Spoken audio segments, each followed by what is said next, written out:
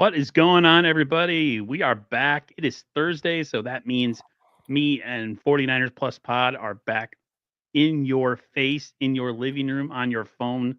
I got to think of an intro or a name or something because it's hard for me to just go into it. So we're back talking a little Niners news. Niners shutting some guys down going forward. There's not a ton of excitement to talk about other than the 49ers got 2 more games to play, and then we have no football for 6 months. So trying to take in what we can over these last couple weeks and talk a little football while we still can. So that's what we're here to do. So how are you doing? Doing good, man. Al? Hopefully you had a good holiday, you and the family, everything relaxing, food, gifts, whatever it may be. But good to be back talking Niner stuff, even though it feels, I don't say like an afterthought, given the whole lack of playoff stuff. But at least there was news and notes this past couple days that are worth talking about. It wasn't a boring week by any stretch of the imagination.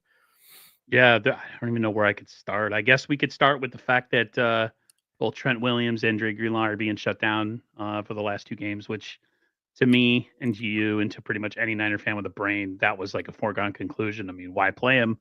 Why Yeah. risk him? I never thought we were going to see Trent Williams anyways. And as far as Dre Greenlaw, I thought the best course of action, even when you heard the press conference last week with Fred Warner saying we got to protect him from himself and things like that. Kyle saying that he thinks that he should shut him down, but he needed Dre's approval, which I think is great. I mean, I'm great that they have that kind of discourse between each Mhm. other, but it's for the better. There's nothing to play for, so why risk it? Yeah, I mean Trent Williams going back a couple games, right, when they showed not Trent, excuse me, not Trent Williams on the telecast on the Gotcha. sideline in the hoodie. When they showed Williams up in the booth, he had the scooter next to him. I mean, he Yep. wasn't close. Yep. He was never close to coming back. And of course, with 3 games left at the time, and now when we're left with 2, it it doesn't make sense to obviously put him out there. I mean, the Niners are scraping and they're signing players off the streets, off practice squads onto their practice squad to have enough bodies. I mean, who knows what this O-line is going to look like? And Kyle was asked point blank, do you worry about starting Brock? Are you thinking about shutting Brock down because of what the O-line looks like? And, he answered the way that I think a lot of fans don't like coaches to answer about, we're going out there to win games. Like, they're not worried about draft position. They're not worried about protecting players. I mean, protecting players in this instance, like Brock behind an O-line. Brock's healthy. They're going to bring O-line people in. It's an next man up mentality. So he's going to have to play. But someone like a Dre, someone like a Williams, if Bosa's oblique, takes a turn this game on Monday night, I'm sure they would sit him for the regular season finale. But the same thing with the Raiders. Like Antonio Pierce was wildly defiant about winning that Jaguar game and then getting bumped out of the top, I think top 6 or top 7. He's like, we don't worry about anything other than winning a game. And I guess he feels either really confident about that or really confident that he's coming back next season because he just took himself out of the running for a quarterback. And that is a team that absolutely needs one. So end of the season, I know it all sounds good about tanking, this, that, and the other thing. The only sport that tanking has obviously occurred in is the NBA, which is still wild to me because their lottery process involves ping pong balls in a lottery machine. So you could tank all you want. It guarantees you nothing, but it's not happening in the NFL. That's not Kyle's mentality. And that's not players' mentality, especially players that are like maybe a little bit older, fringe roster players. They're playing for jobs in the future. Like no one's thinking like that except for us dorky fans. Yeah, Fred Warner. He has his podcast that he does from his car. I don't know. That's a really weird one. I know he has one where he does with his wife, and then His wife, there's this yeah. show that he does from his car. I'd never understand it. But he's talking about the same thing about, finishing the year out strong and playing and all that stuff. And he's another guy. I mean, if you really wanted to be, a negative Nancy and be like, well, he shouldn't be on the field either because he's played with a fractured foot or a fractured ankle all year. He's going to give it a go. So I mean, they barely have enough players to suit up. So it's not like Yeah. a lot of players could sit out anyways. Well, they Um, activated, you see, they activated Tatum Bethune off of IR to return for the last uh, 2 games. did see That's, that. that's not a Fred Warner thing because he's injured, but that they need bodies. I Any mean, they bodies may at need line? another body at linebacker. It's funny thinking about a team, but again, that's the mentality. Like they could have left. I mean, Bethune was a 7th round draft pick. He's not a cornerstone of the franchise defensively at all, and he may never be. But when you need bodies, you bring back whoever you need to. Be damned. Yeah, Greenlaw to me was something that I even thought even during the Rams game where we had a chance to keep our playoff hopes alive barely. If we won out and all that stuff, I thought Greenlaw bringing him back early was a mistake from the get go. And I mean, he couldn't make it through 2 games, both Yeah. games not early. Whether it was injuries opposite or completely different from the Achilles, I just think it was smart to just have him come back next year fully healthy, even if he's not a 49er, which there is a possibility that is a chance, and that sucks for 49er fans. He's trying to get paid. He's trying to get the bag. You wonder if um, his issues with his injuries, his medicals, all that stuff are going to affect him when he gets paid in April, March, whenever. And can the 49ers somehow bring back not only him, but Hufanga with similar deals of guy's been hurt for a bit, their liabilities possibly, so you can get some sort of team safe deal. And then they play a bunch of games or hit a bunch of accelerators in their contract, then they get paid. So I guess that's the only positive you could take out of that if you want to be that kind of guy who's doesn't really care about the player and just cares about trying to get them signed and be like, well, he needs to take a team first deal. But this, Yeah. I honestly think with just both of them coming off the seasons that they did, and especially Hufanga. Hufanga's been hurt most of the last 2 years. So I could see the Niners bringing him back on a deal. But again, it's all going to be based on what the market is. If other teams are willing to pay players that have been hurt a lot over the last couple of years going into free agency, then I wouldn't. If I'm the Niners, I don't overpay for either. Unfortunately, if I had to keep one guy, and I know you'll probably agree, it would probably be Greenlaw or everybody else. Just based on how when he's healthy and when he's effective with Fred Warner, it's a completely different defense. Mhm. Night and day, 100% night and day. When he came out of that game at halftime against the Rams, the whole game changed. Yeah. One play. We always talk about how Fred Warner's like this dude, right? He's the guy, right? He's one of the best of all time. If Fred Warner's Batman, Dre Greenlaw's Robin. But this Robin is a badass version of Robin. It's not like the guy that you saw in the tights that did acrobats. This is a whole different version. This is like a Zack Snyder version Robin, who's just as much of a badass as Batman. So he's more Nightwing. He's definitely more Nightwing than Robin. I mean, the free agent stuff. I think Hufanga. I'm curious how this is gonna play out. The Niners will have money for one of them in addition to Brock. I don't know if they're gonna have money for both. And all it takes is one team to offer them the bag, and generally it's going to be a bad team. Like teams like I think the Patriots, the Raiders, they're up there in cap space next year, and generally bad teams need high talent, high profile players, like these. And usually the only way that great or very good players go to very bad teams is by getting a whole lot of money. So I think the Niners are going to get outbid unless they make a concerted effort to put a more than fair deal on the table before free agency starts beginning of March. And I think it's still one, not both. But I mean, the bright side being, if they miss out on one or if they miss out on either, at least they know that going into free agency, and then coming out of free agency, you still know what your holes are for the draft. If they decide to take a linebacker in the third, fifth round, or a safety relatively early to kind of help plug a hole. So and that's no different than any other team, right? They're going to know. The Niners are going to have enough money, like I said, for one of them, because they still have a lot of other holes to fill on this roster. I don't know. I mean, it's one of those things. How comfortable do you feel with the safety pairing of Mustafa and a question mark versus Warner and a question mark? I mean, if you can only slot one in, and that also it's tough. I mean, it's really tough, and who knows who's going to be released between now and March at each position for the Niners to look at, or you can't really project out to the draft because you have no idea how that's going to shake out. So it really is a gamble. I'm sure the Niners will make, I don't want to say modest, but modest to slightly generous offers to both of them. And I'm sure both or one will say, you know what, thank you. Let me get back to you. Let's see how free agency goes. And that's fair. Sports says that we need a new defensive coordinator. I would agree with that, especially with how things have played out this year. I also think the Niners are in need of a special teams coordinator as well. So those are two things. Yeah, I told you, man. The only way for that to happen is to finish as bad as we possibly can. So we need to have mass calamity happen in every game where things are it's just a no brainer. I feel like anytime the Niners or any team finishes season strong and they have question marks about a coach or a player, whether they should bring them back, and then they have a bunch of success in a bunch of meaningless games. We all fell for it with Jimmy G. We thought Jimmy G was the second coming of Joe Montana Christ. We thought he was the greatest thing since sliced bread, and he beat up on a bunch of bad teams at the end of the season. Team wasn't going anywhere.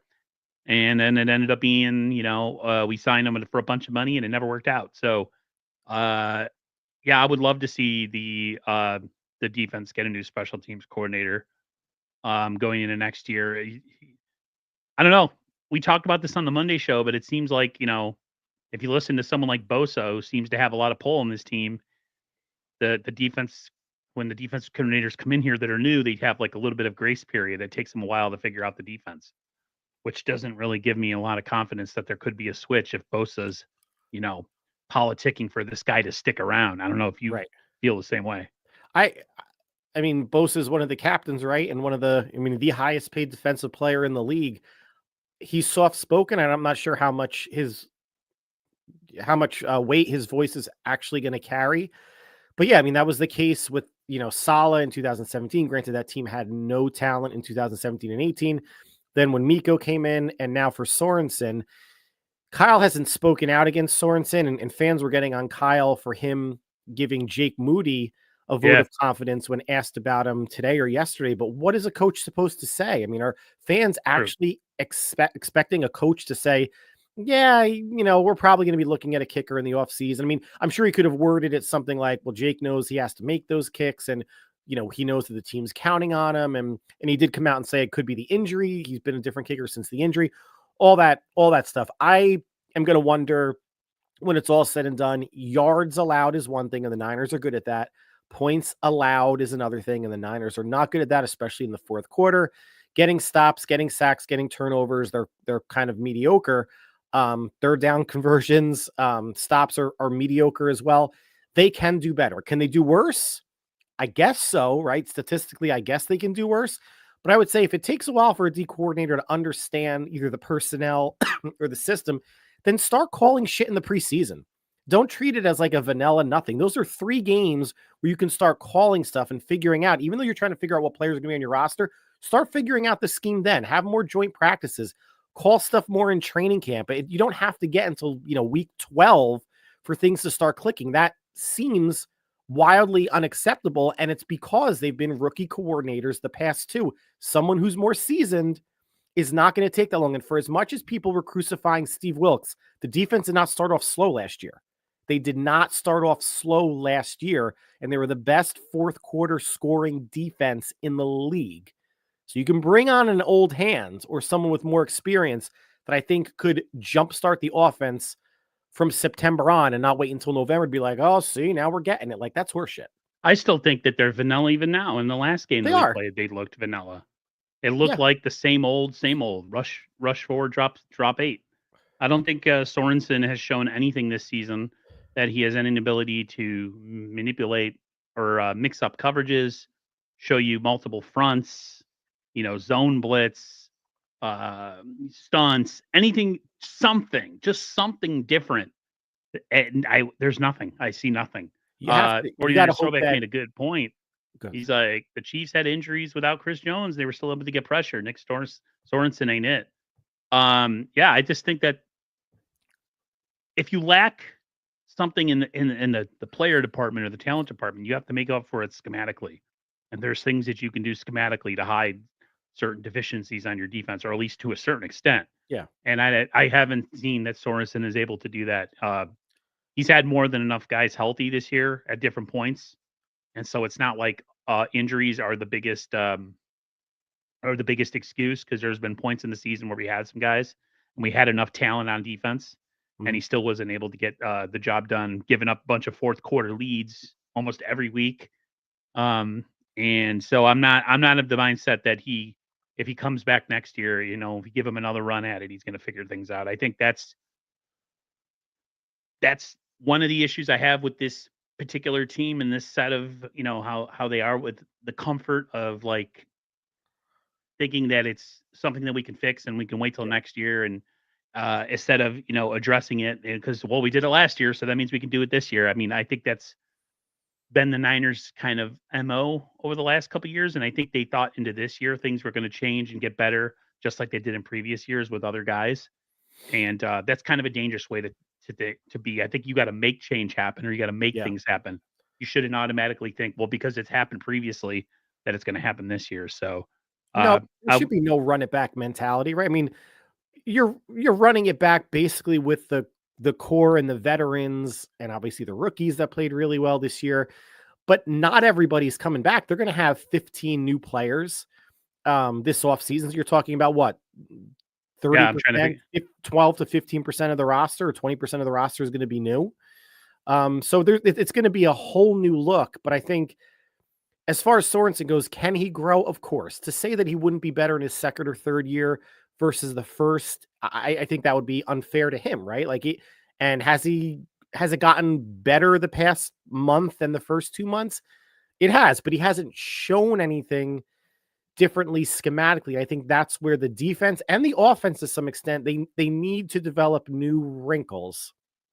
And if we want to talk out of both sides of our mouth, saying, well, they're missing players and the wrinkles that Kyle has already created or showed, this NFC championship game or Super Bowl for the past 5 years, I get it. But then the cynical side is, well, they haven't gotten over the hump, right? Like the wide nine, the cover three, Kyle's, the way he's, dialing up offense last year was great, but it did sputter out at times in the Super Bowl. What are those slight adjustments that they can make to get over the hump? And it feels like, at least for now, I mean, all three phases are to blame. All three. And I don't even know in terms of like, if it was a pie, how would you break that up? Like, I don't think it's 33, 33, 33 between the three groups. I'd have to think about how It'd be I a lot want to of break it skinny up. pieces, when they try to make a large Yeah. pizza look better. So they Yeah. just take a half a large piece and cut it in the middle, and now it's two skinny pieces. There's a lot of skinny pieces of blame all around the pie. There is. It's not just one massive chunk in one spot. So But yeah, I'm not convinced that Nick Sorensen's defense will ever look like Steve Spagnuolo's defense, right? Because Spagnuolo just has what, 20 years on him.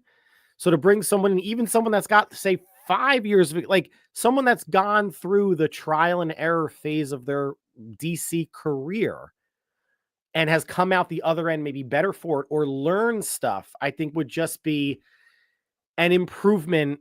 And especially if it's an aggressive improvement or more of a downhill defense, I'll get behind it. Regardless of what the defense looks like next year, I don't think anyone's going to be pining for Sorensen if he's indeed gone. right. One of the things that Kyle mentioned in his press conference is he thinks that Brock Purdy this year, for the struggles that he's dealt with, could have a bounce back year, and that the things that have happened this year could serve him into the future going forward. We were talking offline about how Brock Purdy took a massive step back this year. I mean, I wouldn't say massive, but he's definitely struggled and not looked as good as he was. Mhm. And you could blame the roster, you could blame the offensive line, you could blame him. Teams getting a beat on him, whatever you want. We talked about how the fact that C.J. Stroud, who was being anointed to be this great draft pick of a quarterback, has had a similar down year, and how it's kind of it's not a fair argument. You got one guy who was the last pick in the draft, and you got a guy that was a top 10 pick. And yet the guy who's the top 10 pick is actually getting more grace and more Mhm. leeway than a guy who already, if his career ended right now, accomplished way more than he ever Yep. should have based on where he was drafted. And I think a lot of fans need to think about that. Like, based on where Brock was drafted, whatever has happened is already more than ever should have happened because he Right. was the last pick in the draft. Stroud was a top 10 pick. Why is there a discrepancy in how I mean, same thing we talked about Joe Burrow. Joe Burrow, amazing, talented guy, right? They don't win. They don't win. He's an MVP catalyst candidate every single year, but what has he done in the playoffs?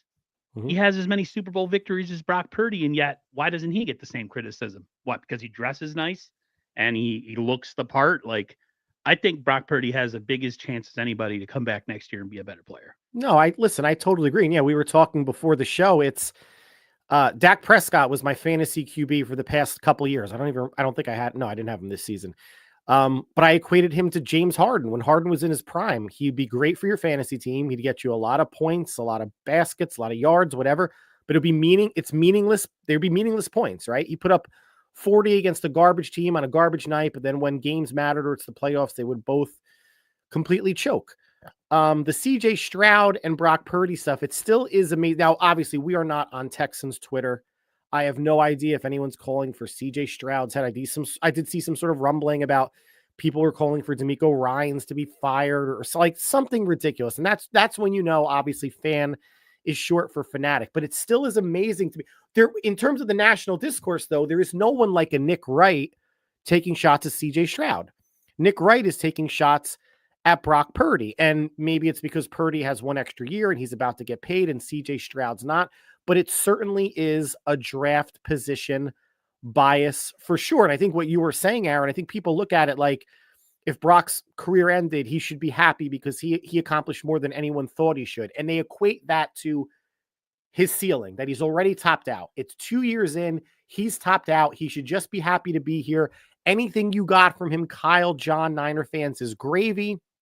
It's, Cinderella, the clock's going to strike midnight. He's going to turn back into a pumpkin. And first round picks, you are justifying that investment. First round quarter. Look at how many lives does Sam Darnold have? I'm sure if Zach Wilson gets cut by the Broncos, someone else is going to pick him up because they think I can harness the talent. Only Trey Lance, in a weird way, as much as the Niners moved heaven and earth to get him, they cut bait extremely quickly because they saw that Brock was the better option. And let's not gloss over the fact that when Trey was demoted to QB3, he pouted like a little bitch and went home from practice that day and then came back and requested a trade. So that was, and people, conspiracy theorists can say, oh, that's what they told you. Maybe the Niners just wanted to trade him. We don't know. But that's what was reported. Trey never refuted it. And he went on, to Dallas. It's still just amazing how more people aren't rallying around Brock because he's the ultimate Rudy underdog story. And long story long, can he have a bounce back year? Of course. So many things went wrong with the team. Defense, special teams. You can't pin everything on Brock, just like you can't pin everything on Kyle as much people want to because he's the head coach. But the quarterback for the offense does deserve the lion's share of the blame, right? Because he touches the ball every play, handoff, pass, fumble, or otherwise. Maybe last year was his ceiling. And maybe that was the best we will ever see a Niners offense go. And if that's the case, that's pretty damn good because you had two offensive players in the top 5 MVP voting. But to say that Brock can't be a high 20s, low teens, high 20 touchdowns, low teens interceptions quarterback year over year is preposterous. And oh, by the way, those quarterbacks still get paid and he is still going to get paid low to mid 50s. If that's his career average, say 27 touchdowns, 12 interceptions a year, that's going to get paid. And that's top 8 to 13 in the league. Yeah. I just feel like if we're going to be super critical and we're going to break guys down and, overanalyze everything they do, then they should do it for the guys that have been in the top 10 and or were drafted in the top 10 that are expected to be, these elite quarterbacks that everybody wants. Everybody wants an elite quarterback, but yet there's only a handful of them. And in order for you to get an elite quarterback, most of the time you got to suck really, really bad. And there's still not a guarantee that when you draft that guy, he's going to be that elite quarterback. I mean, look at the Bears, look at the Jets, the Broncos first time around. Now they got the new guy there that looks pretty good. I forget his name. Bo Nix. Yeah. I mean, even Nix. Going back with the CJ Stroud thing, I forget someone on social media, a noteworthy person said that, CJ Stroud is the more dynamic quarterback than Brock Purdy. Of course. How are we defining the word dynamic? Just because CJ Stroud is taller and has a stronger arm? There's nothing dynamic really about CJ Stroud's game. He's a pocket passer. Brock can move. Brock's the more dynamic athlete, right? Like in terms of picking up stuff on the ground, pocket awareness, running backwards, even though he does kind of some crazy things. Mobility in the pocket. There has been games where Stroud has looked lost. Not many of them. 2 straight games against the Ravens, though he hasn't put up a touchdown on offense. I think that's problematic as they kind of head into the playoffs, only because they're in a division that is absolutely terrible. So even words like, when we're talking about elite traits, dynamic traits, one, I think they're misnomers and people confuse what they actually mean. But people also have to understand that for a quarterback that has elite traits like Jamarcus Russell did and Ryan Leaf did and Jeff George did and a host of others, does not make them potentially an elite quarterback, right? It's still a mathematical equation. People just get enamored with certain measurables and they can't get off it, right? And they can't get off it. But I think next year is going to look a lot different than this year, but a lot of it is based on health for this team, because look at the Lions, man. I mean, they're What do they always say? Health is wealth. well, Health yeah. is wealth. And Detroit's defense has basically exploded health-wise. Their offense has been okay until 2 weeks ago. David Montgomery got shut down for the season. So that's going to be an interesting Niners O against the Lions D and the Lions O against the Niners D. I mean, Ben Johnson's going to run circles around Nick Sorensen on Monday night. It's going to be ugly. If you haven't taken the Lions, given 3.5, faithful, just go do that. If you want to see the game that will get Nick Sorensen fired, hopefully, it's this coming Monday. In a weird sort of way, I'm hoping that our defense just gets absolutely boat raced. Yeah. Because then there's no question in Kyle's mind. And I don't care what Nick Bosa says. I don't care what the Cabo Click says when it comes to the defense. If you have one of those games where they just struggle mightily and they can't stop anything, and he's running circles around him, like you said, running around Sorensen's defense, and great. If that's what it takes, let's get him out of here. Make it look bad. What did you think of the tweet that we both saw today about bringing the Trey Lance argument back into life that's been dead, saying that the Niners, should have let him develop like the Bills let Josh Allen developed, and we would be at the same place in his maturation process. The fact that we're still talking about this and that the guy has been a third stringer since he left the 49ers. I mean, what do you make of that, man? Yeah, I mean, that it was brought up by an absolute nobody, but it was just who the tweet was directed to was just brown nosing to get into the ivory tower of some content creators. Listen, it's kind of like flat earthers. You can't argue with them because they're gonna question, like, where's the proof that the earth is round? And Trey Lance is the great enigma of what if. You can't argue with someone that's going to say, well, you don't know. Like, they'll point to what Brock has done or hasn't done, or Josh Allen or everybody, but you have nothing to point to at Trey. So they're going to actually, when they point their finger, it's going to point to the most optimal outcome because nothing has happened and they can make it as blue sky as they want. Being a Star Wars fan, I know you are as well. I didn't hate the sequel trilogy. I think it could have been better. But you have a contingent of Star Wars fans out there that are saying, well, if George Lucas wrote and directed the sequel trilogy, it would have been so much better. Oh, really? The prequels were a hot mess. Writing, direction, pandering to kids. But since we know what the sequel trilogy is and we don't know what George Lucas would have done, people are automatically assuming that option B would have been better. And with Trey Lance, that's severely not the case. We were talking about it before, we went live. He really should have went to a shit team, right? He should have went the Anthony Richardson route. Like that's the comp to me. Someone who was very raw. Granted, he played at D1 Florida versus D2 North Dakota State, who needs time, needs reps. And the fact that we were both happy that they took Lance. I didn't want Mac Jones. I didn't want Justin Fields. You knew Lawrence was going to go where he was going to go. So I was happy with the pick. But it became apparent very early on that he was not ready.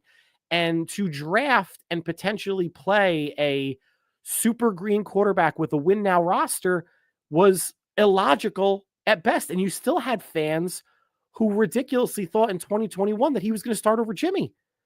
You had a large contingent of fans that thought Trey Lance was going to, in his rookie year, was going to start over Jimmy. And they also, and remember when we lost that NFC Championship game to the Rams, a lot of people were saying, well, if we would have known this would be the outcome, why didn't they just start Trey? We would have gotten to the same place. I don't necessarily believe that. That's impossible to say. Yeah, it's so, the Trey Lance thing. Listen, good question. What was that? What was the thing that popped up? Why would anybody talk about Lance at this point? I know. It was on Twitter today, man. It's a shame. It's a shame that we are, and he's still not getting, at least to the best of my knowledge. If anybody out there that's watching, please correct us. He's not starting over Cooper Rush the last 2 games, right? Like, even when the Cowboys are out of playoff contention and Jerry Jones or Mike McCarthy still does not want to see what they have in Trey Lance because he is not a better option than Rush. Trey Lance fans are like Zack Snyder fans now that James Gunn has taken over Superman, right? All the talk, and I was a Zack Snyder guy too for a while, up until this last 6 months or so. I was of the contingent that he needed to bring back the Snyderverse and rewrite the wrongs of the studio, and it's over. It's done. He's gone. We have a new man in James Gunn. James Gunn is essentially Brock Purdy. He's in charge of the 49ers offense, just like James Gunn is in charge of the DC universe. Let it go. It's over with. It's never going to change. You could talk about woulda, coulda, shoulda all day, but at the end of the day, it's over. Well, when you brought up Zack Snyder, it just always made me think. As much I love 300, I really enjoyed Watchmen. I love Man of Steel paperback. All good stuff. His Rebel Moon movies on Netflix are garbage, or mediocre garbage, whatever. But I'm still fascinated how his original movie Sucker Punch. Have you seen that? Mm-hmm. How do you take a premise that involves 5 attractive 20-year-olds in skimpy outfits with artillery and samurai swords and make it boring and unwatchable as a cold-blooded American male? Like, how do you waste Vanessa Hudgens barely wearing anything and still I'm watching the movie going, when is this going to be over? Yeah. You're looking at your watch like, geez, it's only been on for 20 minutes. Exactly. That's where we're going. Lance can't even read defense. He still can't. When he got in with Dallas this year, he looked abysmal. So, yeah. Let's. I want to jump off the Trey Lance thing. There's this video out here that I wanted to have you watch. It's Emmanuel Acho. He's a blowhard. Oh, yeah. He's a wannabe preacher and everything.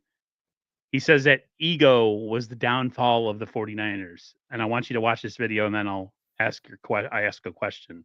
If you think ego was part of the downfall. Now, just if you have a hair trigger temper, I suggest that you get one of those balls that you can squish or something, because this guy, he tends to irritate you just by listening to him. So I'll have you listen to it. The ego.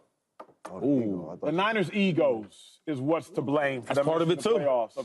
Kyle Shanahan's ego, which said, I know more about defense than defensive coordinators. So, Steve Wilks, although you have the number 3 defense in football, I'm going to fire you and promote a defensive quality control individual. Ego is what led Deebo Samuel to believing that a long snapper is of less value than him. So I'm just going to hit the long snapper in the midst of the game. Ego is what led Deebo to take to Twitter to say, hey, it's not that I've fallen off. I'm just not getting the ball. Ego is what led to ownership not paying players what they deserved to be paid. Ego is what led to players not playing because they didn't get paid, and so they felt as though they didn't need to go to training camp. Ego is what has led to the demise of the Niners. Ego is what led the Niners to believing they could get right back to the Super Bowl because they were there the year before. Ego is what led to Devondre Campbell feeling as though he deserved to be in the game when Dre Greenlaw came back. When truth be told, you deserve nothing. You earn everything in the National Football League. Ego exists within every individual on the Niners. It exists within all of us. The problem is ego unchecked, it leads to the demise of every individual. It led to the demise of the Niners. I'm blaming ego for the Niners' downfall. Check your ego. I agree with most of what he said, but I don't know if it's as simple as that. I don't know about you. No, I think he was defining ego incorrectly in some of his instances. And now that I'm thinking about it, I can't recall. As he was talking, I was thinking, okay, that's a fair point. That's not. Every professional athlete has an ego to some degree, right? I mean, whether you're a prima donna or not, you have to have an alpha mentality, especially football, and you have to have some sort of ego that you're going to be you're the best on the team at your position or on the field, or else you're not going to survive in such a violent sport. I think where ego is probably most appropriate for San Francisco is in instances where you're drafting a Trey Lance, even if you didn't trade up, that you drafted someone that raw and thinking that, when the Bills drafted Josh Allen, they were garbage. When the Niners drafted Trey Lance, they were in the NFC Championship game. No, that was coming off the 2020 season. So they're coming off the COVID year, but this is a team that was in the Super Bowl a season prior to that. Ego is using a 3rd round pick on Jake Moody, right? I don't think it was ego about that.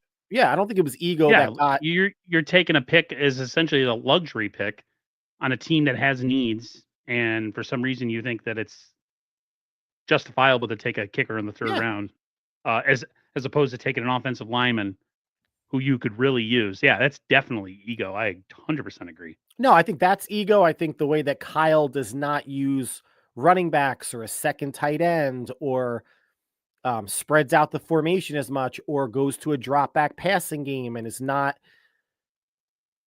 playing off of what worked so well in 2022 and 2023, which was a commitment to the ground game and play action and yak and not play bombs away Brock. I don't think it was ego that got Christian McCaffrey and Trent Williams and Brandon Ayuk paid. I think it was stupidity that gave Trent Williams, the Niners gave him what he got and the pay bump that McCaffrey got, and Ayuk got close to what I thought he was going to get. So I don't think that's ego at all.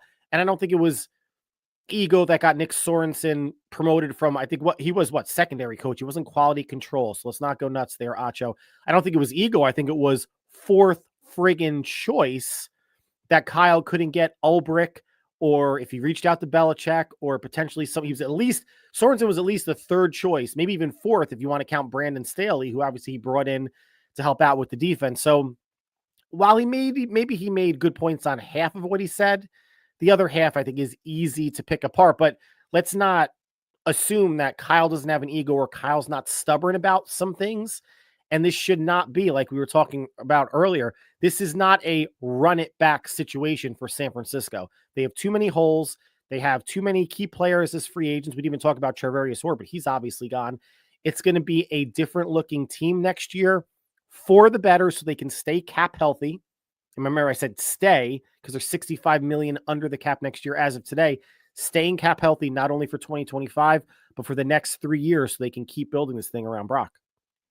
CJ Gray made a good point. He said short turnaround to get coaches and then players getting injured is what happened. It is true, though, when you are a team that is in the playoffs for a long, long time every single year, that you have the unfortunate side effect of that is that you have to address things usually a lot later than other teams have. Teams have already found coaches, assistants, all that stuff, some front office movement. If a team, say, got rid of a GM or whatever and stuff, a lot of that stuff's already happened by the time the Super Bowl ends, and then you're there to pick up what's ever left. Yeah. I wonder how much of it was ego as far as the 49ers not being able to acquiesce to somebody who the players don't sign off on. Because I feel like this whole thing with Nick Sorensen is the fact that he's a known guy within the building. And I feel like if the Niners didn't have any ego, especially within their own organization, whether it be coaching staff or players, that they would acquiesce to a guy who's not part of the 49ers, who's maybe going to come in, shake things up, run things differently. Because let's be honest, as good as things have been, at times it still hasn't been good enough to win the ultimate prize. So to me, you should always be trying to improve, especially like the defense. You could say whatever you want statistically about the defense last season, but Wilkes' Super Bowl coaching in the Super Bowl was atrocious.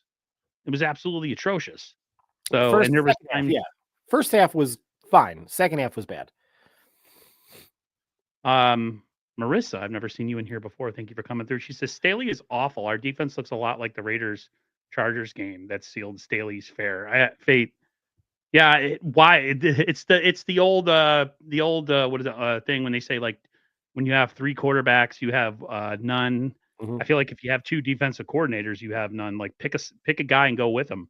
Knowing the 49ers and how they do things, I wouldn't be surprised if Staley is the guy who's the defensive coordinator next year, and Sorensen's kicked out so again, once again, they're placating to the players and saying, "Hey, guess what? We're not going to shake things up too bad. You already knew him. He was in the building last year." And that's to me is one of the if you want to talk about ego in that instance, I could say I agree that is somewhere where it definitely exists. Well, you know what's funny? I mean, we never really discussed this, but the idea of firing Sorensen and bringing someone new from the outside necessitates firing Brandon Staley also. Yeah. So there's an awkwardness that if you get rid of one, you get rid of both. Which, not to say that Kyle or John are going to shy away from that, because the players know how many collapses have they had. 3 in the NFC West alone, not being able to hold leads in the third or fourth quarter, making games like the Seahawk game, the first Seahawk game, and the Cowboy game much closer than they should be.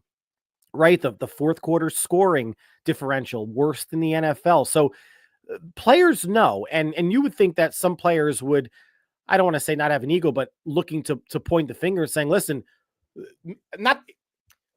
I'm curious why at the end of the season, players, if they're going to be looking for a scapegoat, like they were with when it came to Steve Wilks, right? Like we weren't getting there with 4. So we were wondering why Nick Sorensen wasn't blitzing more. Like, I wonder if Sorensen gets let go, if there's going to be rumblings about, we want to be more aggressive. We want to send heat. And we just didn't do that. And that's why we couldn't get off the field, etc. These are things, they're all professionals. They're not run like the Jets or the Raiders where things get out and it's an absolute circus. They're saying all the right things, but yes, Sorensen going and Staley getting promoted is certainly a viable option. But if they go on the outside, then they have to get rid of Sorensen and Staley, which again, I don't know if that's awkward or not, but you got to get rid of 2 to bring in a fresh one. To me, I think you go completely outside the organization and try something completely different. Not just to try for trying's sake, but there's guys out there that I wouldn't mind. Some people have brought up what's his name, Buddy Ryan, not Buddy Ryan, his son Rex Ryan, and bringing somebody out there who's he's a little insane, but I think he is when it comes to like a personality and having a defense that will definitely have a personality and have a lot of swagger and who talks a lot of shit. Yeah. He's definitely that guy. I don't mind a defense that talks shit and backs it up. I am not against that. So, I mean, we've always been a little bit of choir boys, no matter what part of the history of this team. The Niners have always been kind of like the West Coast wussies, where the offense was always considered, what do they used to say about the 49ers offense? We used to play a team like the Giants. They were hard nosed. The Niners were considered finesse. So nothing finesse about bringing a guy like him in here and having him run the defense. Well, and think about how important just that personality could be if they lose Hufanga. They're going to need to find energy somewhere, and if it's not on the field, it's on the sidelines. I mean, Jeff Ulbrich, as bad as an interim head coach he is with the Jets, at least as a DC, you could see him get fired up. He had some of that Robert Saleh quality in him. They don't flash Nick Sorensen enough on the sideline. And by flash, I don't mean like someone naked under a trench coat doing that, but they don't show him enough to see that if he's getting wild or not. But I think the Niners, the defense feeds off that. If they fed off Dre, they certainly fed off of Saleh and they fed off of Ryans. They weren't feeding off of Wilks. They were almost performing in spite of him in a lot of ways, or the offense was just so otherworldly last year that they were overcompensating anything that the defense was or wasn't doing.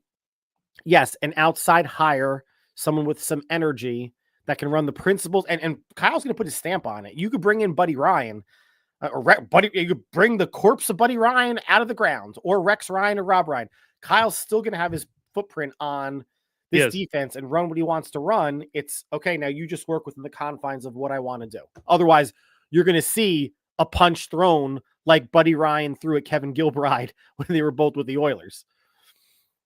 Good point by Marissa. She says, yeah, can we stop running the wide 9? It's obvious it doesn't work anymore. We're all for that. I am for that. I think Al's for that.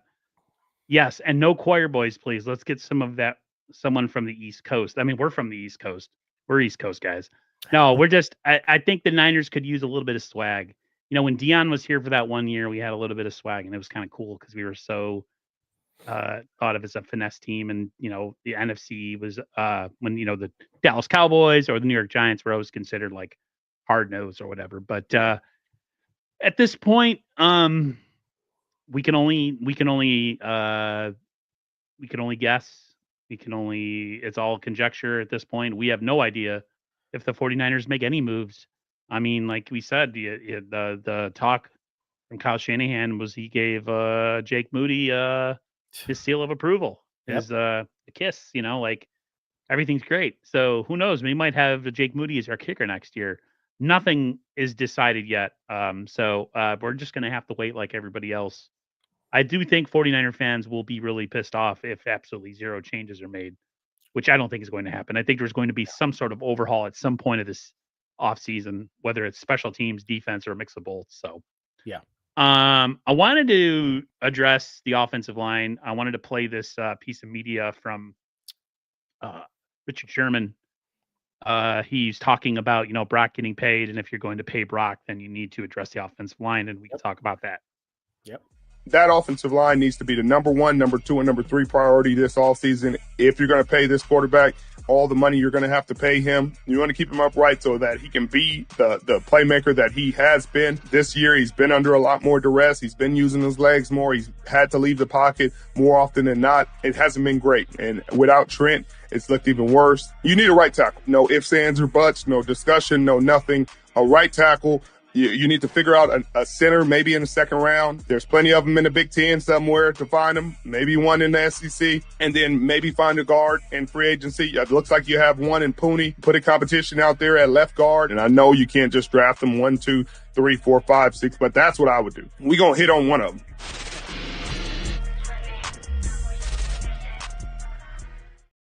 Whoever thought that Richard Sherman would know more about what the 49ers need to do than the actual San Francisco 49ers do themselves. Yep. It's hard to disagree with anything he's saying there. I mean, they've started to address it in a weird sort of way this week, right? They wound up signing center Matt Hennessy from off the Falcons practice squad, played under Alex Mack for 1 year, had some injury issues. He's only in his 4th year in the league, and they signed him to a 2-year deal. So it's more, they want to take a look, and it's only 2 games left in this regular season. And he would only come in if something were to happen to Brendel or one of the guards gets banged up. And they brought in a tackle off the street or someone that might've been with the Browns previously. I forget. Kyle is not going to trust a rookie center. Nope. But I'm totally with Richard Sherman in terms of they should be drafting 2 offensive linemen in this draft. Yep. 3 would be the absolute top end. You know, I've seen people are putting mock drafts out there of them drafting 4 offensive. They're not drafting 4 offensive linemen with their 9 picks. If they draft 2, consider yourself lucky. If they're drafting 3, pinch yourself because you might be sleeping. But could you see them drafting 2 offensive linemen and bringing maybe 1 or 2 in free agency? Absolutely.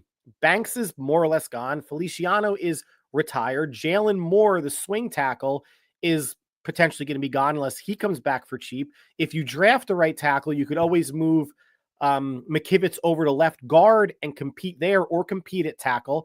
You're going to need 9 offensive linemen. So yeah, I think there's going to be 4 new offensive linemen on at least the training camp roster. There might be 8 new linemen on the training camp roster, but I'm thinking 4 new offensive linemen on the 53-man roster in September of next year to figure this out. And yes, they need to protect Brock and put a little bit more emphasis on the O-line, but Brock also needs playmakers too. And Debo looks like he's tailing off, and Ayuk with the ACL, and Kittle another year older, and we don't know what Pearsall is, and McCaffrey coming off.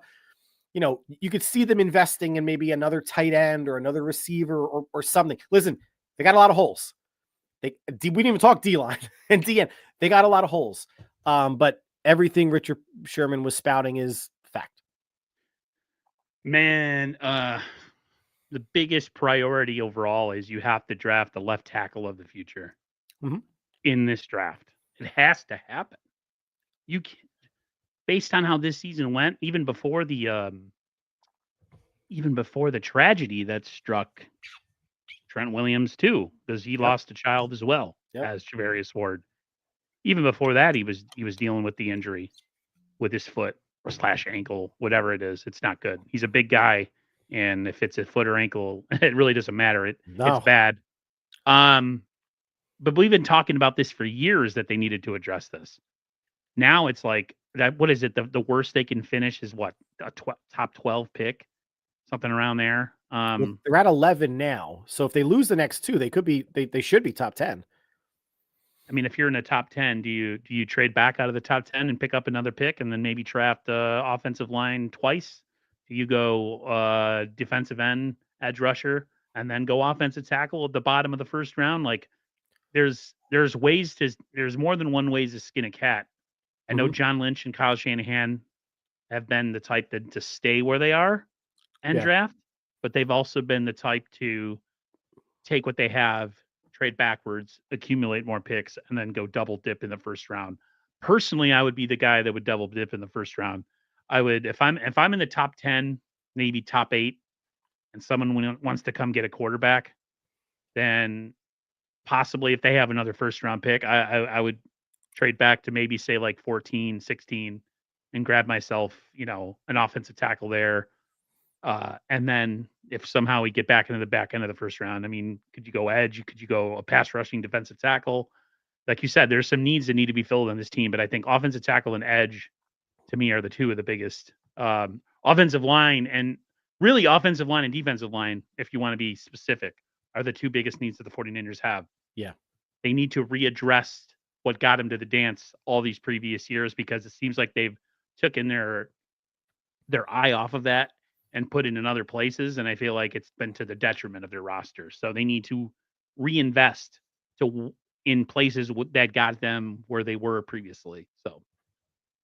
And listen, for anybody that's singing the doom and gloom and the demise of the Niners, I'm kind of equating the Niners this year to the Eagles last year. Granted, they were 9-1, 10-1 before San Francisco went in there and absolutely broke them, and their season went downhill. But the Eagles last year were a complete mess. And this year, new offensive coordinator, new defensive coordinator. They invested in the draft in terms of they have 2 rookie corners that are starting. They bring in Saquon Barkley. They took the D tackle out of Georgia 2 years ago that's paying dividends. And now they're battling for the number 1 seed in the NFC. The Niners have another good draft. They get their defensive coordinator figured out. They evolve a little bit on offense, and with some health luck, again, they could be right there. And I am not a homer. I'm not a glasses half full type of person. There's still a lot of talent that, the tweaks need to be there, but they need to be very mindful and purposeful going into the draft, understanding what they need coming out of free agency. Like if Huff and Greenlaw are gone, all right, how early are you drafting a safety or a linebacker if you did not address that in free agency? How many, you should be taking 2 young linemen, because after next year, Nick Sakiel and Spencer Burford are free agents. So you have 2 less offensive linemen going into 2026. So I think Lynch does a decent job in terms of like the thinking ahead. Renardo Green was for Charvarius Ward or Demo, whoever didn't get signed. Mustafa was probably for Hufanga, just to this past draft. Out. This past draft saved the 49ers ass going forward, because they have a lot of hits. Pearsall still undecided. I don't know what they got in Pearsall, but right. Pooney, Garendo, Mustafa, Renardo Green, all legit NFL players, especially Renardo Green and Mustafa. The Niners lucked out. They still, if Dre Greenlaw comes back next year, all of a sudden you got your linebackers set. Your secondary is 1 maybe free safety away from being set. And that's honestly your concentration. If Dre comes back, needs to be on safety and kind of reinvesting into that defensive line, whether it be another edge. Like I feel they got some edge things in Floyd and Yetur Gross-Matos. I feel like they got some depth going into next year. And then it's maybe we have to go defensive tackle, maybe need reinvest. Maybe if Hargrave doesn't stay, do we reinvest and maybe go a pass rushing defensive tackle in the top 12? Do we dare go back to what we did when we tried to draft Kinlaw with all his red flags? Go with a top 10 pick and go draft the pass rushing defensive tackle in the draft. Like that would, I don't know how the fan base would take a move like that. I personally think it's dangerous. But I mean, there are a couple pieces here and there from being the Philadelphia Eagles of this year. I mean, they still have enough talent on this roster to win 10 games. And I think the NFC West is still a weak conference or a division. Agreed. Yeah. The NFC West is still the Niners to beat or to win next year. Look at the Cardinals, the Rams, whatever. The Rams are, to me, with the Rams are, they're one Matthew Stafford injury away from being a cellar dweller. He does a lot for that franchise. But I still think the West is winnable. If you can get one win from the Rams every year, I still think the Cardinals are beatable, and I still think the Seattle Seahawks are a joke. As long as they have Geno Smith as their quarterback, it's still a winnable division. No, I'm with you. And listen, we're talking about D-line. They should probably be drafting a D end and a D tackle, right? I think Bosa, Floyd, and Matos as your top 3, I think is totally fine. Getting someone in there as a viable number 4. And then you could have Robert Beal and Drake Jackson and Sam O fight it out for whoever the 5th D end is. And they need to bring in a D tackle because Kevin Gibbons is gone and Hargrave. I don't want to see him anymore. Who's that? Drake Jackson. I know. What a horrendous pick. What a horrendous pick. Him and Robert Beal have been 2 of the bigger misses that we've drafted in quite a long time, who we thought was going to come in and be some sort of like super deep pass rushing group, and these guys have done next to 0. Yeah, Drake Jackson had what? Like, remember last year opening game at Pittsburgh, 3 sacks, and I called it with my co-host back then. I said, watch him not get any more sacks for the rest of the year, and it literally happened. I was being facetious. When in my mind, I was thinking, I hope he proves me wrong, and he literally never got any more sacks. So I was like, this is why the Niners have some work to do. Like John Lynch and his team, they're going to earn their money this offseason because they have choices, they have decisions to make, and they have to figure out where they want to allocate their money. Certainly a lot of it, or a decent amount of the cap, is not decent amount. 25-ish million of their cap space is going to go to Brock with his extension. And then what are you going to do with your own free agents? How many of them are you going to resign? Does Hargrave come back? It looks like there's a chance he could be back. I don't think it's going to happen. He looks like a post June 1st where you save about 20 million. It looks like. No, who's that? Javon Hargrave. Yeah. If he's a post June 1st cut, I think they would save about 3 million. 3 million? Okay. They've already 20 on him. They've already shrunk his cap space. Right. They went from about 24 million down to about 10. So they're not going to save much more, even if they do cut him. So, and if you think about it, I mean, they could keep him, make him part of the NASCAR package, and have him come in on 3rd down. I mean, that's an expensive 3rd down defensive tackle to put in there. But at this point, they've got to do something to amp that pass rush, man, because it has been abysmal to non-existent this year, even with Bosa in there. And so, listen, someone like a Hargrave or even a Debo is another, $5 million savings if he's traded or cut post June 1st. It doesn't mean they have to do it in March or April. Like, they could literally wait, see how free agency goes, see how the draft goes. If they find they get another D tackle and someone in free agency and it's June 15th or the start of camp and they trade Debo or cut Hargrave, there's no rush. That's why, fans, we all have got to be a little bit. The only thing I'm impatient for is, like, when are they going to fire Sorensen and who are they going to hire? And can it happen before the Super Bowl? Can we get a little news, something to talk about before free agency hits? But the Niners don't need to be in a rush to let go of players, especially since some players, they're not going to save a big chunk of change if they cut him in March or April or May and designate him post June 1st, because they already did some of the work, because they restructured Debo in the offseason, this past offseason, and they restructured Hargrave, 3 or 4 weeks ago. So they got their savings. They could save a little bit more, but again, they could wait till summertime. Like, just keep them on the roster, see how your roster shakes out. See if somebody, see if someone gets hurt in training camp. They could cut him in September. Yeah. No rush with these things. One of the topics that I put down here, and we talked about this in the past. This is before I even met you. I mean, the Niners' strength and conditioning staff. In the past, it's been talked about, or should we replace them? We did replace them at one point. I think we brought in like a hockey or a soccer staff. I forgot exactly the staff that came in that replaced the initial staff that was bad. Are you one of those people who thinks that the Niners should reinvest in their strength and conditioning staff, or was this year just just one giant big potluck of bad luck? I mean, it's been a handful of years or far too many years, at least I guess under Kyle, that they've had issues and they've tried to address it a couple times. Last year was the outlier, right? There was a good amount of health last year.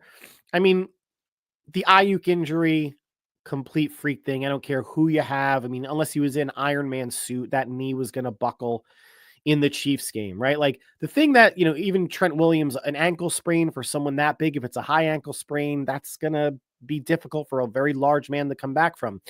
The one that's questionable to me was, Christian McCaffrey's bilateral Achilles tendonitis. If that was uncovered in early training camp or early summer, there was no sign of it in OTAs or anything before McCaffrey even came in to give the team a heads up. Like, listen, my lower legs aren't feel like that. Felt like it was just diagnosed extremely late. It's funny that he got paid and then all of a sudden right. I mean, so could he have been holding stuff back for his paycheck? Of course. I'm not going to be that cynical. Yeah.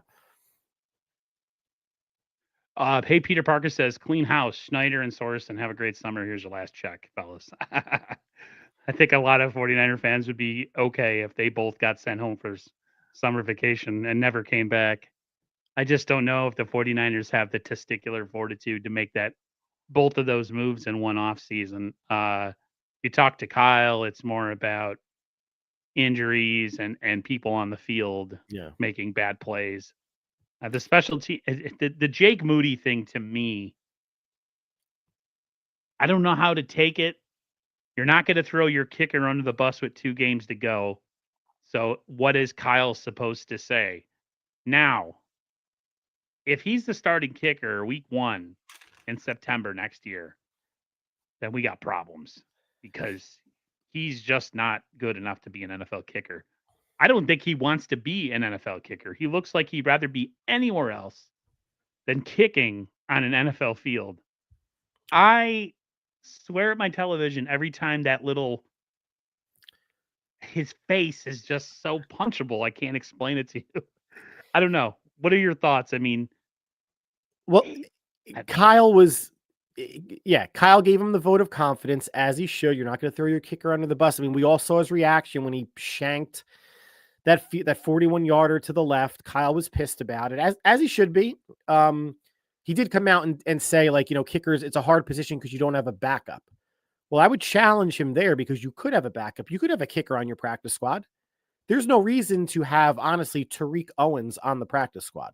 There's no reason. Like, he's never going to see Trent the field. Taylor shouldn't be on your practice squad. Right. I mean, Tariq Owens would have been like, you could have had a rookie kicker or someone with 2 or less years of kicking experience in the NFL be on your practice squad. And if Moody wasn't feeling right or something wasn't looking right, you deactivate him 1 week, you elevate that other kicker and see how it goes. And if things are going okay for a couple of weeks, put Moody on IR and this new kicker can take over. So I will challenge, or I take issue with Kyle saying you can't have a backup kicker. They're going to bring in another kicker to battle that with Moody.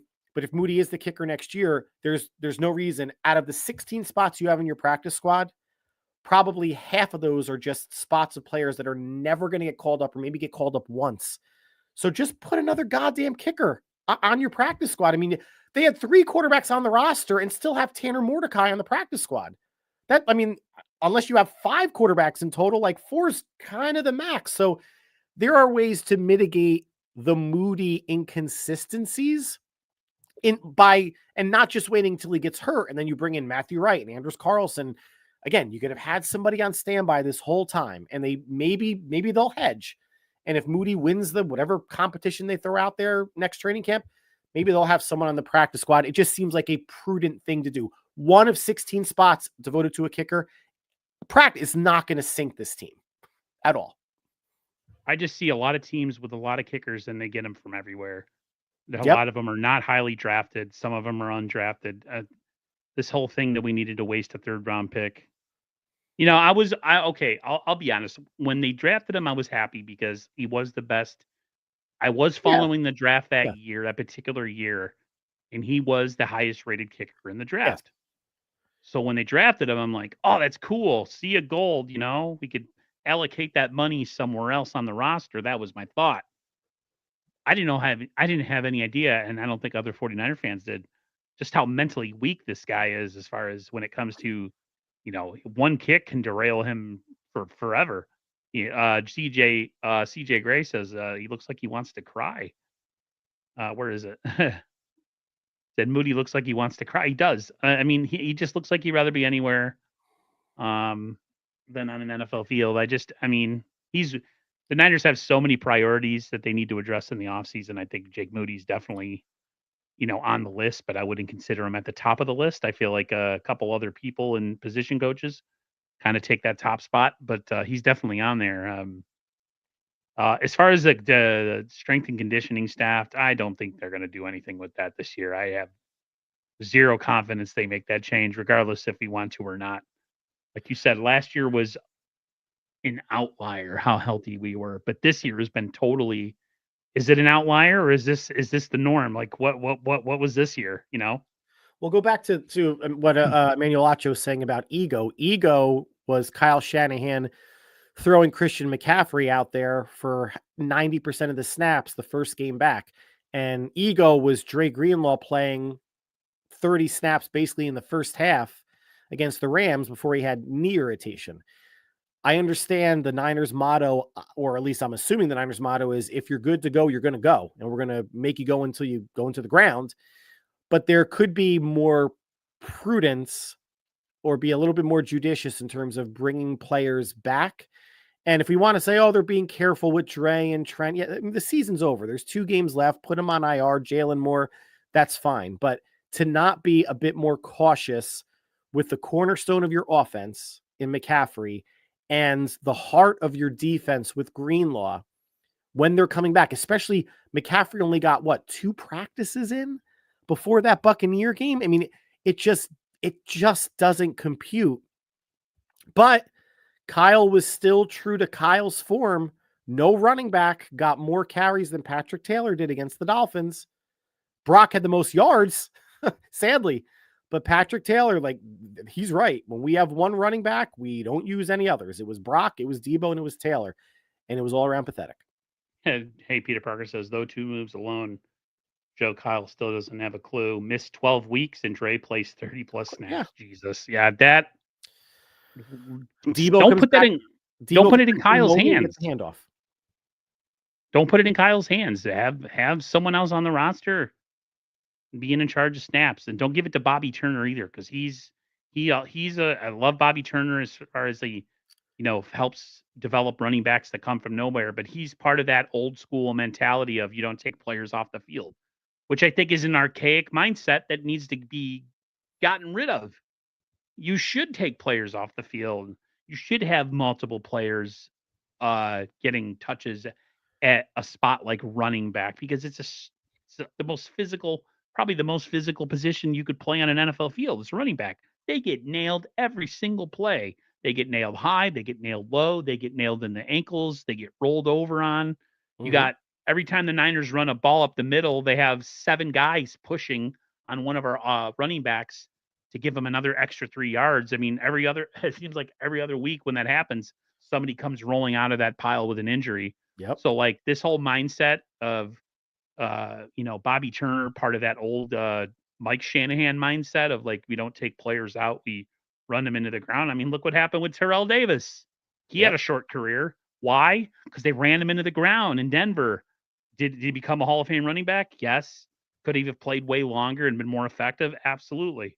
So I think take it out of Shanahan's hand, give it to somebody else.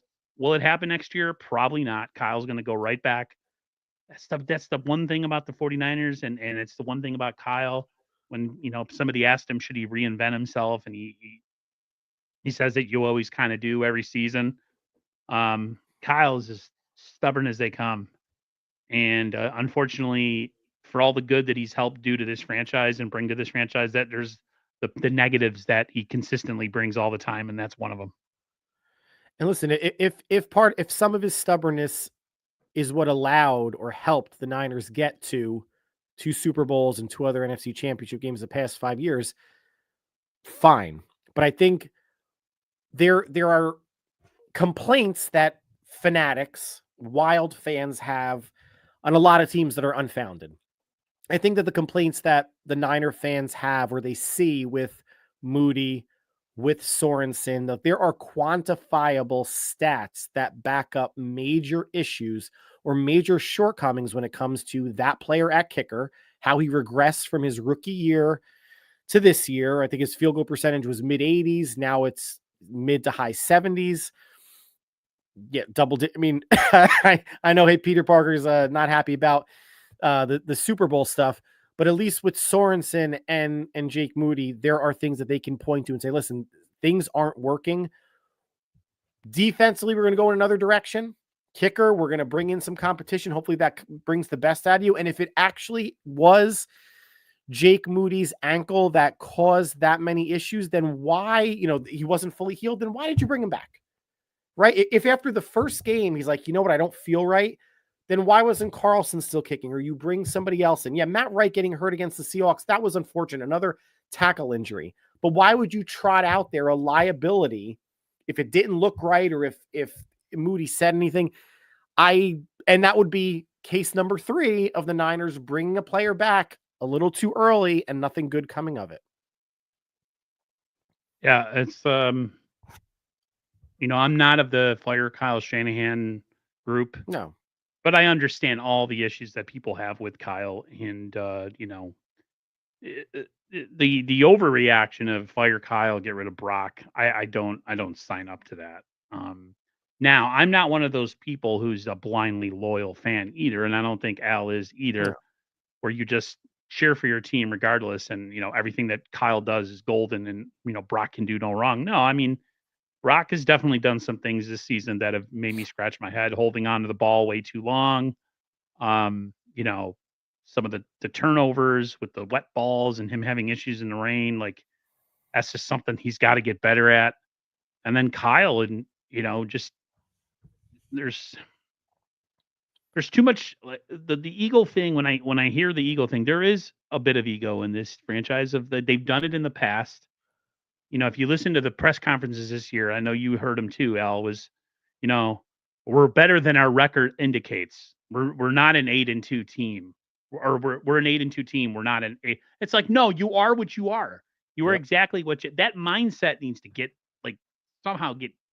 And that comes from Kyle and John. I think they really put that on the players of be positive. You're not what your record says that you are. You're a better team than that. You just got to, do this, and this, and you'll get better. I mean, there is definitely some ego, and in a way, the way things have kind of worked out and how they may work out in these last 2 games. I've said it before. I said it on Monday. I want things to bottom out as bad as they could possibly go, because I think they need to have that happen in order for them to make significant changes. I don't want to see any positivity. I don't want to see anything where oh, that ended on a really good note. Well, that's something we could take into the offseason. No, I don't want any of that. Because every time that happens, it's just one less thing that they're going to change going into the offseason. So I don't think there's any good notes that are going to come out of the Lion game. And if Ben Johnson laps Kyle Shanahan and Nick Sorensen, that's totally fine. The Cardinal game could be a tricky win. If they look good there, that's going to be the lasting impression in Kyle Shanahan's brain, and a lot of fans have as well. But I think, again, there's, we're not getting into all these inane EPA and DVA or any of the other advanced analytics that are saying how good the Niners defense, offense is or isn't. A lot with baseball, when it comes to the gut feeling of the manager or the eye test, we've all seen the games. Kyle has seen it more than once, breaking down the tape. He sees how the defense struggles in the second half. He sees how they wilt completely in the fourth quarter. And I think he's hopefully seeing what a lot of us have seen when it comes to the offensive line, when it comes to lack of play action, and when it comes to too much drop back passing game. And I said it on our Monday show with James, watching that Dolphin game and seeing the graphic of how similar their offenses are yet different, and the differences in the passing game where Miami is a short yak passing attack and the Niners are a drop back passing attack is so illogical and backwards to where both these teams were last year, making no sense. And the fact that the Niners were missing or shuffling playmakers in and out from week one, how they were still throwing the ball downfield and not taking what the defense gave them a little bit more. I don't know what that says about Kyle or Brock. Maybe it does say some ego. Maybe it does also say some no fear, right? We're not going to let our personnel dictate what we want to do, but sometimes it should. And even though you had different personnel, you were running a little bit different of an offense last year in 2022, and you were having better results, especially in the red zone. I think there's a whole lot for them to take a real hard look at in the offseason. Get away for a month or two, get away Cabo, whatever you got to do, flush it. But then make some back make some babies with your wife, whatever you got to do. The offseason. Hopefully with your wife and not like Tyreek Hill and with with everybody's. Yeah, exactly. He says my deal is Brock's arm is weak, so his intangibles need to be beyond approach. I think it's reproach. Is it approach or reproach? Reproach. And this year it hasn't been, though the disorganization of the players around him hasn't helped him. It hasn't. Yeah. Yeah. There was one more. Okay, how much longer do you have? No, I'm good. There was one thing that I didn't want to give this man credit because I'm not a big fan of Grant Cohn, but he did have an interesting stat that actually doesn't support his argument at all, and that is has Kyle Shanahan done better with lesser quarterbacks? And I wanted to bring up this graphic real quick. We have Donovan McNabb, a second-round pick, Michael Vick, first-round pick, Alex Smith, first-round pick, Holmes, number 10 pick, and then you have Brian Hoyer, undrafted, Jimmy Garoppolo's 62nd, Trey Lance 3rd, and Brock Purdy, of course, being the last pick in the NFL draft. It's a pretty interesting stat considering, it should be the opposite, right? For someone as successful as, Andy Reid, you would think with those kind of quarterbacks, he would have had a lot. I mean, he didn't win until he had Patrick Mahomes. What was Cohn arguing there, though? Was he arguing against Kyle Shanahan? I'm not exactly sure what his argument was. Somebody tweeted that he's actually confused in what he's actually defending or what he's trying to promote. I don't exactly know what he was trying to say there. If he's saying that, imagine what Shanahan can do with a top tier type of talent. Oh, okay. Fine. I mean, they tried it with Lance. It didn't work, but at least I give them credit for taking the swing. Like they just swung at a really bad pitch, right? Like Trey Lance should have been a ball. Like the strike or the swing should have been on somebody else or potentially a different year altogether, but they were high enough coming off the COVID year that they could trade up with Atlanta or Miami, whoever it was, and make that trade. Yeah. I mean, obviously he doesn't include Matt Ryan, and he had him for a couple of years, and Matt Ryan was the number one overall pick, wasn't he, out of Boston College?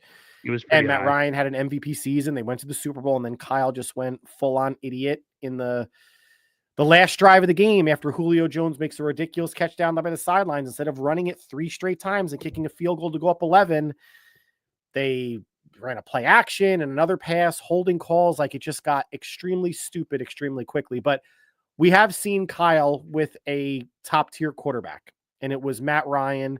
And if people want to get on Kyle Shanahan for blown Super Bowl leads and other stuff when he was a coordinator, or what he did in Cleveland, or what he did in Houston, or what he did in Washington, then we should put Matt Ryan on that list, because that's the highest level his offense has ever produced, last year included. And that was a pretty sick Falcon offense with who they had. Yeah, Julio Jones. They had the Tevin Coleman, and trying to think of the other running back too. Was it Freeman? They think they still had Roddy White. Maybe. Yeah, Roddy White was on there. I think even they were quite good. They had at least 2 or 3 running backs, and they had a really good top three wide receivers too. Mm-hmm. I just think the Niners. I mean, Kyle is who we have, and Brock is who we have. So the best the Niners can do is reload. Somebody said that bringing back the same core is not good enough. I agree, but there's definitely going to be some changes to our core going into next year. There's players that are not coming back. Debo could very well come back. I have a strange feeling Debo will be back next year. Just based on the Brandon Ayuk injury and how long that might take into the season. So, yeah, but I think some core players will be gone. I don't think Aaron Banks comes back. Javon Hargrave could be someone that is also let go. You know, I wish we could have seen a little bit of Ben Barch, but he got injured to see what we could have had at left guard. You know, a lot of people were really high on him, but there's going to be some changes going into next year that hopefully it will be for the better. And then you know, you have guys coming back from injury. If Greenlaw can come back and be healthy next year, all of a sudden your linebacking core is, you know, back to where it was before. And now, you know, if you have a couple guys come back next year from injury, like Tatum Bethune, who is the guy that got injured in the preseason? Trying to think of his name. I always forget his name. He was a linebacker position? also. Oh, Curtis Robinson. Curtis Robinson. A lot of people were really high on Curtis Robinson. I thought D Winters at points was pretty good, but D Winters definitely is not Drake Greenlaw. That's for sure. He's inconsistent at best, but it's more it's more the defensive core that has the potential to take more of a hit, right? If Hufanga and Greenlaw and Ward and potentially Hargrave were gone, then you're talking about an impactful player at every level of the defense being gone. Good news is they played half the season without Hufanga, more than half the season, 9/10 of the season without Greenlaw. Hargrave was gone early on, and Ward was in a contract year anyway, and he's not coming back. So I think that with the potential talent loss on defense, to me, it's all the more reason to make a change at defensive coordinator to somehow supplement or offset the talent loss with another scheme that can help put players in the best positions possible. Again, the Vikings have a top, I don't know where they are statistically, but a top defense in the league and a very aggressive defense under Brian Flores. How many defensive players can your average fan name on the Vikings versus players on the Niners? Maybe one, maybe. So it might not be, again, it's that whole, you want the sum to be greater than the individual parts. In Minnesota, that's the case. In San Francisco, it's the exact opposite. Yeah, I think the 49ers, like they're schematically like something like the point is where was it here? Somebody said that didn't changes. I know it's not something fans wouldn't want to hear, but changes have to be made. Yeah, like this is definitely a kind of a make or break off season. And I think, and like we've said, anything and everything should be on the board. You know, getting rid of your special teams coordinator, your defensive coordinator, saying goodbye to Charvarius Ward, saying goodbye to Javon Hargrave, saying goodbye to Aaron Banks. Like I said, the secondaries pretty young and pretty good. Diamador Lenore is probably a top 3 corner in this league, top 4 corner, maybe. Bernardo Green ain't no slouch. And Malik Mustafa is pretty good at his own right. So, I mean, there's that. I mean, Dominique Pooney, yeah, he's had a little bit of a stretch here at the end of the season where he's kind of struggled a little bit, but the Niners have a player in him. And then Ricky Pearsall, we really don't know what Ricky Pearsall is. I want to see him in a training camp, in an off season, not shot, not injured, completely immersed in this playbook. Yep. Get a little bigger in the off season, work out a little bit, and then see what we have. You cannot. There's a guy on TikTok named Sack Francisco. He's a super negative TikToker, Niner TikToker. I mean, I thought I was negative. I mean, his whole demeanor is his face always looks really sad and depressed. He thinks he's a bust. He thinks that Ricky Pearsall is a bust, and I'm just not willing to make that. I'm not willing to make that statement. Way too early. Way too early. But everybody, I appreciate you. We both appreciate you coming through and staying with us almost an hour and a half. We will be back on sometime on the game's on what, Monday? So Yeah. we got to figure out when our post game reaction would be, and may very well have to be because Tuesdays don't work well for me. So I have if it's Tuesday, it would have to be kind of late. It would have to be about 10 p.m. So if you're willing to do a late stream on Tuesday night, it might work. We'll certainly figure it out. Figure it out. But that will be the next time we see you guys. And then we were going to double dip probably till the end of the season, me and Al. So you'll see me, Al, and James on Mondays usually, and then you'll see me and Al either most of the time on Fridays. But right now, at least last week and now this week, we're going here on Thursday. Kind of doing a recap and then kind of a look ahead to the end of the season. So everybody, we appreciate you coming through, whether you're on X or on YouTube, and we'll see you next time. Take care, everybody. Stay good.